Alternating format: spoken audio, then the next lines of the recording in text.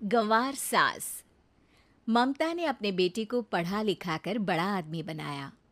अब वो शहर में अपने परिवार के साथ रहता है। एक दिन ममता का बेटा रोहन अपनी पत्नी आलिया से कहता है, अरे आलिया, सुनो, माँ अब से गांव में नहीं रहेगी। वो हमारे साथ यहीं रहेंगे शहर में। उनका कमरा आज नौकर से बोलकर अच्छे से साफ करवा देना। ओह, आज तो मेरी किटी पार्टी है, फिर मुझे जिम और फिर शॉपिंग। ठीक है, कल करवा दूंगी। अ, अच्छा, लेकिन माँ के सामने ये कपड़े नहीं चलेंगे। हाँ, तुम्हें साड़ी या सूट पहनना होगा। अरे बिल्कुल भी नहीं। मेरे मम्मी पापा ने इतना पैसा लगाकर शादी इसलिए नहीं की थी कि मैं अपनी मर्जी के कपड़े पहन ओढ़ भी ना सकूं। अरे चलो, गुस्सा मत हो, लेकिन कुछ दिन तो माँ की खुशी के लिए कर सकती हो ना। लेकिन आलिया मानती नहीं। माँ आती है सिंपल सी साड़ी, झोला और चप्पल पहनकर। अरे रोहन, मैं इनके साथ कैसे रहूंगी? मेरी फ्रेंड्स क्या कहेंगी? ये तो पूरी गंवार लग रही है। आलिया, माँ गांव में रहती थी इसलिए ऐसी हैं। तुम आज ही माँ के साथ जाकर उनकी पसंद की शॉपिंग करवा देना। इनके साथ घर के अंदर रहना मुश्किल है, बाहर तो मैं कभी भी ना जाऊं। रोहन को आलिया पर गुस्सा आ जाता है। माँ, ओ माँ। हाँ बेटा। वो माँ को ले जाने के लिए उनका हाथ पकड़ता है कि अरे माँ, तेरे हाथ अभी तक इतने कड़े हैं, तूने इसका कोई इलाज नहीं किया? अरे बेटा, इसका कोई इलाज नहीं। वैसे भी मुझे कोई शर्म नहीं कि मेरे हाथ मुलायम नहीं है, क्योंकि इन्हीं हाथों से मेहनत कर मैंने तुझे बनाया है बेटा। अगले दिन। माँ, मैं ऑफिस जा रहा हूँ। कुछ लाना हो तो आलिया को बोलकर फ़ोन करवा देना। रोहन के जाने के बाद, आप ना आज कमरे में ही रहिएगा, घर में पार्टी है, मेरी सहेलियां आ रही हैं, मैं उन लोगों के सामने आपको नहीं ला सकती हूँ। ठीक है बहू, लेकिन तुम कहो तो मैं कुछ खाने को बना दूँ तुम लोगों की पार्टी के लिए। वो लोग सिर्फ कॉन्टिनेंटल या थाई फूड ही खाते हैं। कोई बात नहीं, कभी इंडियन खिलाने वाला कोई मिला नहीं होगा ना। मैं बनाकर कमरे में चली जाऊंगी।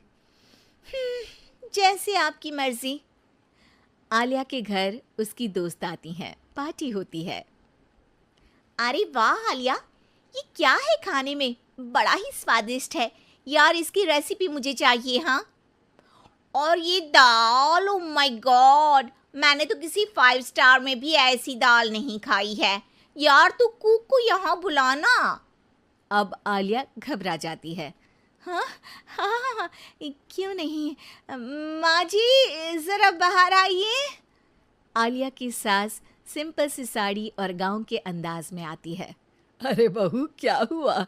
खाना पसंद नहीं आया क्या? बहू? अरे ये गांव से दिखने वाली औरत तुम्हें बहू क्यों बोल रही है? कौन है ये? वो हमारी नई नौकरानी है। सास बहू की बात सुनकर बहुत दुखी हो जाती है।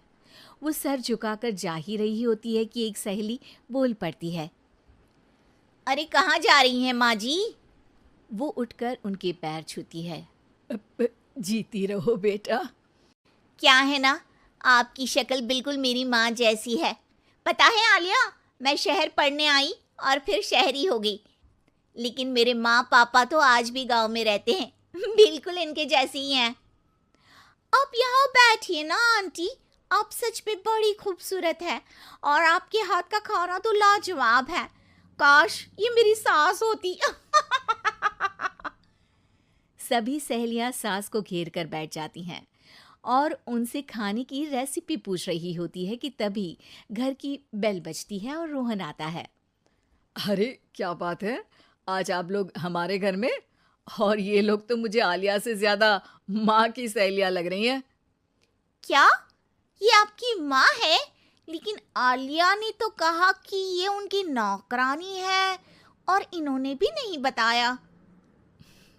वो नहीं बताएंगी, क्योंकि उनके लिए बच्चों की इज्जत और उनकी खुशी सबसे पहले है।